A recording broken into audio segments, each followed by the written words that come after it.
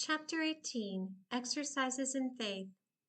Some have wondered, and rightly so, what faith really is or how does it work. I had pondered this question many, many times throughout my life and looked at it from what I felt was every possible angle. Because it is the basic foundation for a belief in God and anything else that is not seen, I have always wondered just what makes it work or how it functions. Why do some people seem to exhibit a great deal of faith and others none at all? This question has probably baffled theologians more than any other throughout history. For myself, I came to the conclusion that faith is one of those things that you can sometimes see or observe in others, but may be difficult to create or build in your own life.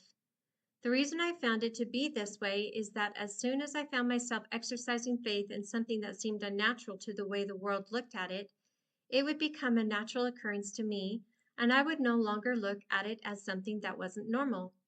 This meant that I would have to step out again beyond that point and exercise faith a little farther beyond where I was. The cycle continues to this day. It seems that faith is acquired much like one would eat an elephant. It has to be done one bite at a time and over a period of years. I have yet to meet the person that exhibits faith who didn't spend a lot of time in the crock pot of experience. Because there are so many aspects or areas in our lives that are touched by faith and contain or exhibit faith, I will look at it from the definition that says, faith is the complete confidence or belief in something that cannot be proven by scientific means. One nice thing about developing faith is that you don't have to prove it to anyone else. Your understanding is yours alone, and those who choose not to believe or develop faith themselves rarely find interest in what you are doing. Many times along life's path, it has not been until I looked back that I have been able to see greater faith exercised in my own personal affairs. For some time, I didn't believe that I was doing anything out of the normal, but then when I could see it in retrospect, the reality of the gulf between who I am now and who I was then is obvious. Each of us has the power within to create in ways that we never dreamed of. The biggest problem is that we don't believe we can. Through our societies and the traditions of our fathers, we have created walls or blocks to our ability to do extraordinary things. These barriers need to come down, and that in itself is the greatest challenge. Then, once we have experienced or accomplished the miraculous, it becomes commonplace, and we no longer see it as profound or out of the normal. It just simply is a part of who we are. I started to play with this idea with a group of friends, and we began to try with our minds or by faith to create or make things happen. Let me point out here that I have always felt that it is extremely important to exercise faith in positive ways and not generally for my own personal benefit or gain, materially. It is my opinion that if a person tries to exercise faith for any control of others or to gratify his or her ego in any way, it will always come back upon the initiator as a difficult learning experience. The law of attraction works no matter what end of the spectrum you choose. We all return to us that which we put out without exception. On the other hand, if this power is used for the uplifting and benefit of others, then it develops a personal character growth that brings the spirit stronger into one's life. Here again, you cannot stop this. It will happen despite what you may think you are doing to stop it. It is simplest to start with small, easy things that take little concentration and have little effect on others. As small things are mastered, then larger ones seem to flow as a natural offshoot or evolution of your efforts.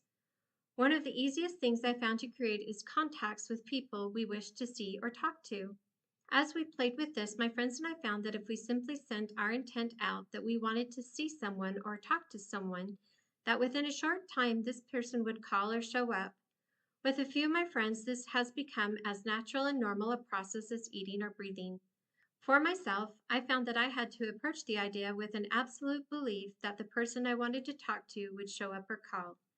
For the best results, I discovered that I needed a legitimate reason to talk to the person, and in the beginning, it worked best if I didn't put a tight time frame on the contract time or when I wanted the results.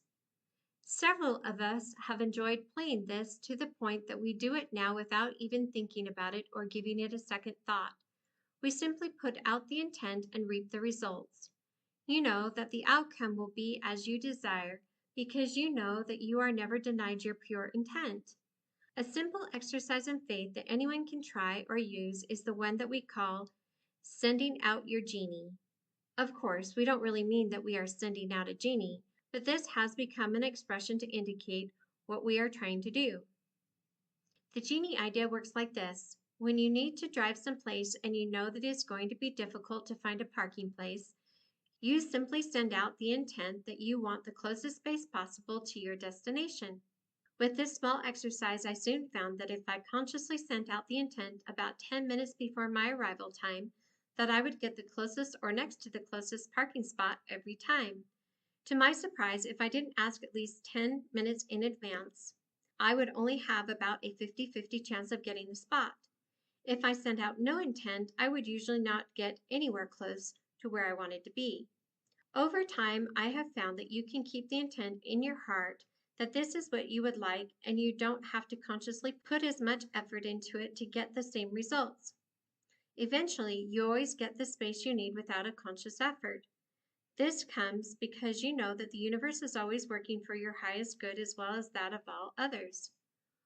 One side note here that I also use with the genie idea is to keep it open-ended. That is to say, that if someone needs the space more than I do, then I would like them to have it. My Father sees a larger picture than I do, and I am happy to set my will aside if it is for a higher good to another person. Moving from these simple exercises in faith, you can try one that takes a bit more concentration. This exercise we call making clouds disappear. To do this, you simply concentrate on a small cloud and in your mind spread it out or disperse it into the largest space that is around it. It will surprise you how fast you can vaporize the cloud to the point that it can no longer be seen. The same thing can happen in reverse. If you want a cloud to appear, you simply gather the moisture in a large area and bring it together until it condenses in a smaller area that makes the cloud visible.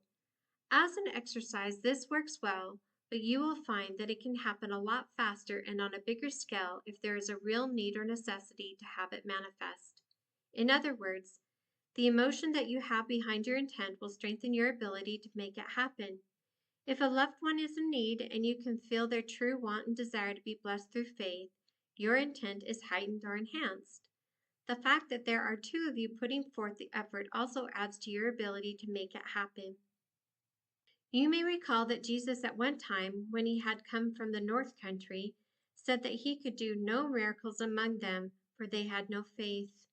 Even as great as he was at exercising faith, it still took a combined faith to make things happen in others' lives. One afternoon, a friend of mine named Keith and my son and I were driving home from work. As we were driving, my son started asking us about making clouds disappear and if we could show him how it worked. Keith picked a cloud out of the driver's side window that was about the size of a full moon. He and I concentrated on the cloud to make it disappear, and within about 30 seconds it was gone. My son looked at us as if we had just done some magic trick, and we tried to explain to him that it was simply an exercise in faith. If you believe, you can do all things. We were merely demonstrating what the mind can do if the energy there is focused. With two of us, it happened faster than usual. I could tell that my son was getting the idea, but then he said, "Okay, let's suppose that the disappearing cloud was a coincidence. Can you now make it reappear?" Keith and I concentrated again and again. Within about 30 seconds, the little moon-sized cloud was in the sky. I then said to my son that just to make sure he understood that this was all for real, we would make it disappear again. As we concentrated, the cloud left permanently. I very rarely do the cloud exercise anymore, but it is always fun to work with. There are a lot of areas of faith that some would say are more important than clouds disappearing, but I look at these items as practice experiments for greater uses of faith. The most important thing I have tried to keep in mind in my development in this area is what I am feeling directed to do inside. How are my actions in the exercise of my faith affecting the greater good of mankind? If I can see this clearly, then it is easy to step out and do. I try to keep this motto in mind. Do what you know to do, and if you don't know, don't do.